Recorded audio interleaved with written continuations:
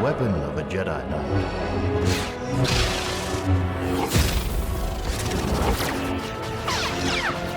An elegant weapon for a more civilized age. Look, good against remotes is one thing. Good against the living, that's something else. Take it. Find your friend. Will I know?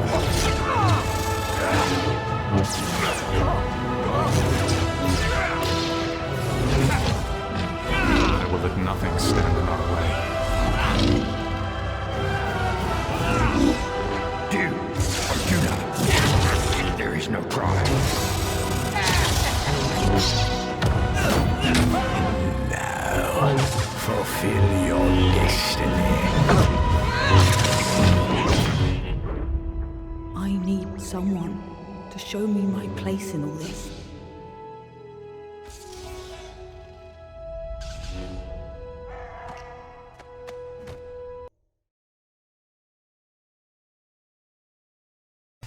April 5th has finally arrived and brought possibly the second best LEGO game ever released. You know, you can't beat LEGO Bionicle Quest for Toa, am I right? What a fucking masterpiece.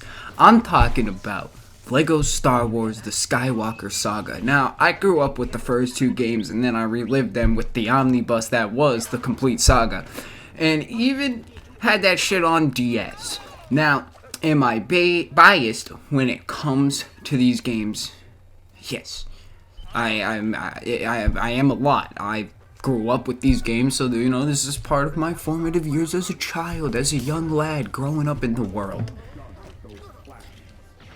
And I had an absolute blast when it comes to playing this game. So in this video, I will be breaking it up into chapters. Chapter 1 will focus on the story mode, hopping through episode to episode, talking about the strengths and weaknesses for each chapter. Chapter 2 will focus on the gameplay, be it combat and exploration, and finally Chapter 3 will be all about the open world, and then I'll throw in a little bonus chapter about what they could add to this game to make it just that little bit better. Alright, let's get started.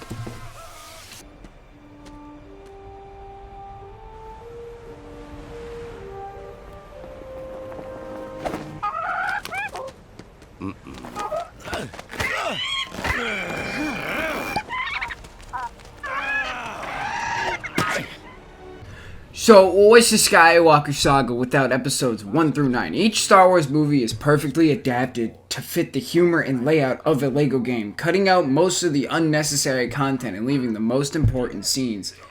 And damn it, I think playing this game's version of episode 1 is probably the better way to experience that movie. I mean, they cut out so much from that one, and I just had a much better time. I'd rather play the game than watch the movie. You can expect all your favorite moments from the movies in this game. Blowing up the Death Star? Check. Fighting the Emperor with Vader? Check. The Sarlacc pit? Check. The Senate? I am the Senate. Not yet. Check. Order 67? The time has come. Execute Order 67. Yes, my lord. No, not 67. Order 66. Execute Order 66. Yay! Check. That's right, the LEGO humor is here and in full force. Stormtrooper, hot tub.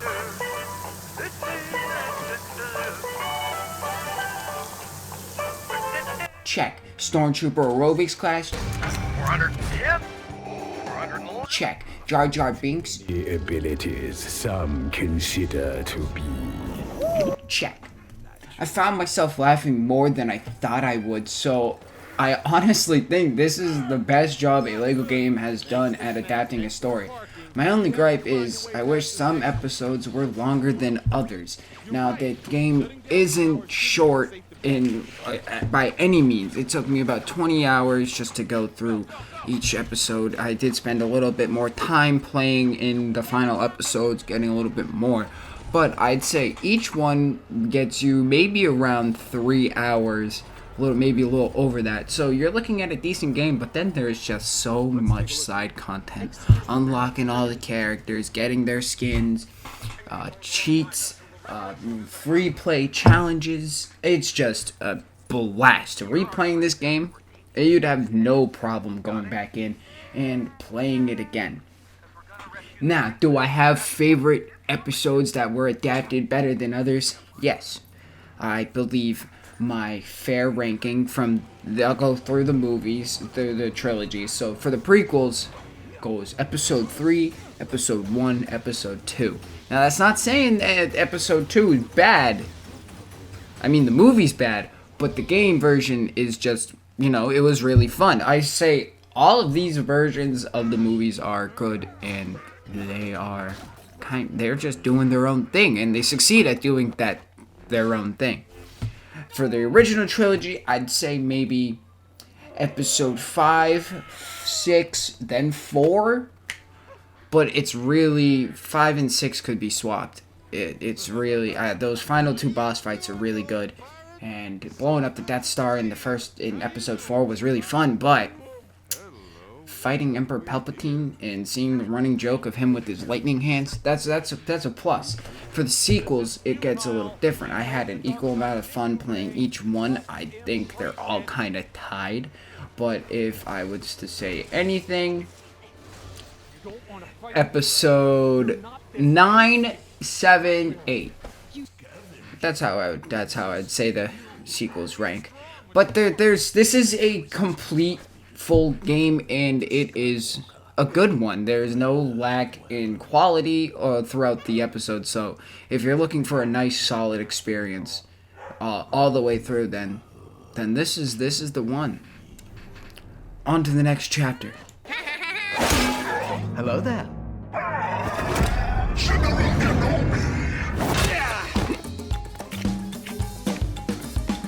Your move. I have been trained in your juggernaut. So unless you've been living under a rock, this game changes a lot of the original LEGO game formula and supplements it for a honestly better and more intuitive system. Now, I'm talking classes, upgrades and skills, melee combos, aiming, cover systems. These are all welcome additions to the LEGO games, and I hope that they continue over and carry into the next games. I found the combat to be extremely fun, much better than the original versions, which was just button mashing, the single button. This, you have 3 combat buttons, each with a different move, and you can chain them up, and it's just really fun and easy. Now, I normally like a little challenge to my combat systems, but this one was very easy, and I found myself having more fun than I thought I would. It was just a game of how high can I get that combo meter up by beating the shit out of young Anakin. I got to know. I need to know. It is a must know. So, the combat in this game is perfect. But that's just melee combat. There is shooting combat, ranged combat. And that's where I feel like the game finally comes into its stride. It has finally an aim down sights, and there's a cover system. The cover system works really great. You auto lock the cover if you go to it and aim in, and then when you toggle out of your aim, your guy's behind the cover. Now the interesting thing with the cover is it's rebuildable. You break that, enemies will come spawn in, and then they'll run into a hallway, and then they'll just randomly start pulling bricks out their ass and build up walls. You can break those walls, and then they have a couple seconds while they have to rebuild them or go run over to another wall, and then you can shoot them. And I felt that was amazing. I loved that, and it was just really intuitive and continuing with the furthering of the game's systems. Another thing is there's not just one type of weapon, combat-wise, melee-wise, and ranged-wise. You have your standard for melee, lightsabers and staffs, and then, it's simple. Those are very simple. And then for the blasters, you have different ones that range from the different classes. Scoundrels have I believe a shorter burst, a slower rate of fire blaster pistol, whereas bounty hunters will have a 3-round burst blaster rifle. Oh, it makes sense. But then you get some stormtroopers that actually have an absolute cannon that takes a couple seconds to spool up and then just lays heat down range. And I felt that the added depth between the types of weapons and the guns, and they make different noises, they have different laser colors, they have different rates of fire. It just really nice attention to detail, and I quite liked it. Now, the things that happen in combat. If you are fighting against stormtroopers, aim for their head. One thing, their helmet will pop off. It is really funny the first time you do it, and then you'll just be actively doing it. After popping their helmet off, you can get an easy one-shot kill on their ball dome. You just pop their grape, you know? Bust their cherry. So, it is a really great combat system, and I would love to see it further explored down the line in another LEGO game. And the boss fights in this game are absolutely fun. I wasn't expecting a Dark Souls type boss fight, but that's what we got with this LEGO game, and it fits. It's really fun, and I'll say this is probably going to be the only time I rash on the sequel trilogy in this video, but the lightsaber combat in this game looks hella better than what they showed in all 3 of those movies. I'm just saying, could have had some nice choreography, but they didn't, and the LEGO game beat you. So, you know, Rey's pulling out some like fencing type moves. I don't know if it is fencing, but she's doing the work. She's making it happen, and good for her. I like her like that. So, with that, we'll move into our next chapter, the open world. You fought in the Clone Wars? Yes, I was once a Jedi Knight, the same as your father. Which reminds me. How did my father die?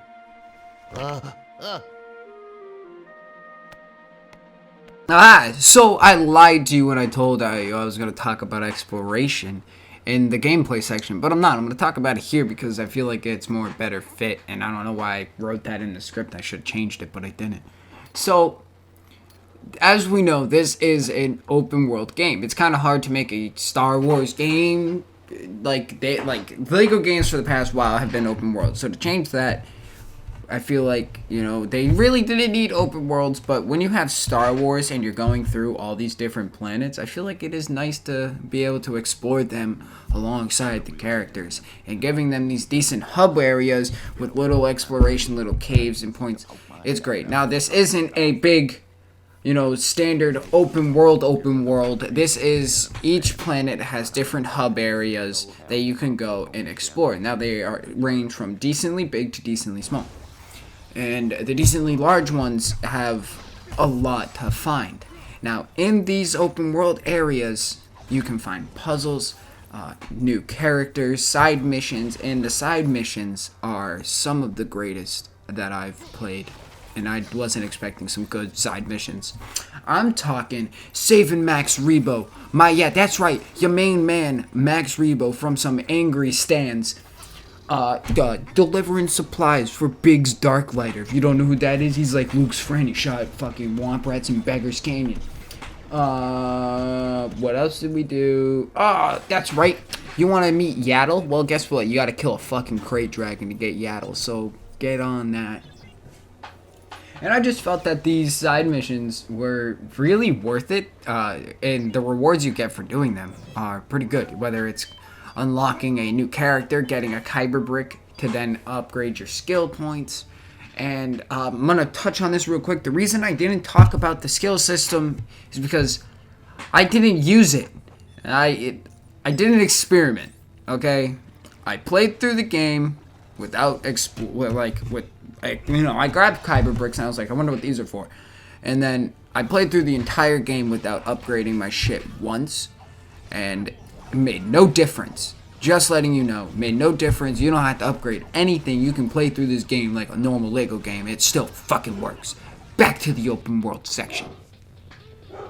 So I felt like the the main worlds had some really good variety to them. You go through all the destinations that you cover in the main movies, and I felt that the amount of depth that were in these areas and the amount of characters that you see is really great. And the side missions don't just, you go to one planet and then you're going to be there the entire time for the side mission. You're going to probably end up traveling to a different planet to go explore that for a little bit to complete that side mission. And that's what I like. It's getting me out there. It's showing me out that there's more to this game. And there is a ton to this game. So did I think a LEGO game needed this open world? No. Am I glad that it has it now? Yes. Absolutely. And with that, we'll hop into our final points. We have them tied on the end of a string. The mighty Kylo Ren. Take that ridiculous thing off. You're just a child in a mask. Prepare my ship. So what do I think this game could personally add to in the future to continue its lifespan? Well, one, I know that character packs are coming out, and while character packs are a pretty neat thing, I feel like this game could benefit from some extra story DLC, adapt some Clone Wars arcs that we didn't get in the Clone Wars TV show, maybe the final season. That would be awesome. Maybe adapt the Mandalorian and Mandalorian Season 2 and then the Book of Boba Fett, or some of the Bad Batch, or any of the new Star Wars stuff that we're going to be getting. I mean, come on, Disney's going to be pumping out Star Wars stuff for a while. Why not throw this stuff in while we're still dealing with this time period of Star Wars? And you can't really say that, those have nothing to do with the Skywalker saga. The Clone Wars has everything to do with the Skywalker saga. That shit forms Anakin and who he becomes. And the Mandalorian and Book of Boba Fett, well, that shows Luke, and that's connected, so there you go. But, dare I say, give us some Rebels DLC. I mean, I know that's not a big popular show, but I'll take some DLC with Rebels. And, fuck, we got Kenobi coming out later this year. In literally a month, we got Kenobi coming out. So, where's our stuff? So, I personally feel that this game could benefit from a lot of DLC because there's just that extra content there. And it's probably not going to happen, and maybe asking for more paid DLC is a bad thing. But I don't know. I want more time in this game than I'm going to have, so that's all. I'll see you in the conclusion.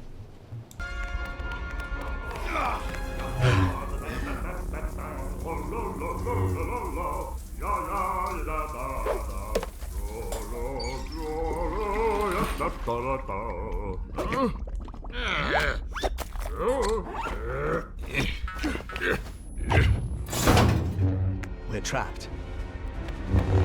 Alright, so we finally come to the end. We are done. Here it is. My final thoughts on LEGO Star Wars, the Skywalker Saga. So, this game is absolutely perfect, actually. Like, I honestly fully believe that. Launching with tons of content day one and leaving many more hours to come. So if you are a fan of previous LEGO games, or you grew up with the originals, and you haven't picked this game up already, the fuck are you doing? Go pick it up. It's great. My friend Keith, he just picked it up this morning or last night, and he's gonna be playing it all day today. Dano, I saw Dano's playing it on Steam. Good job. I'm proud of you. My brother Ethan, he's got it. We're all having a great time playing this game, so you will too. Now, I'm gonna give this game, it's safe to say that this is an easy 9 out of 10, and I fully stand by it. This is a great game. Maybe an 8.5, but closer to that 9. I feel like that this game, there was not many flaws other than like the shortness and no online co-op. But I can't really say that this game is short because there is all that side content that I still have to play through. So I'm gonna get my money's worth.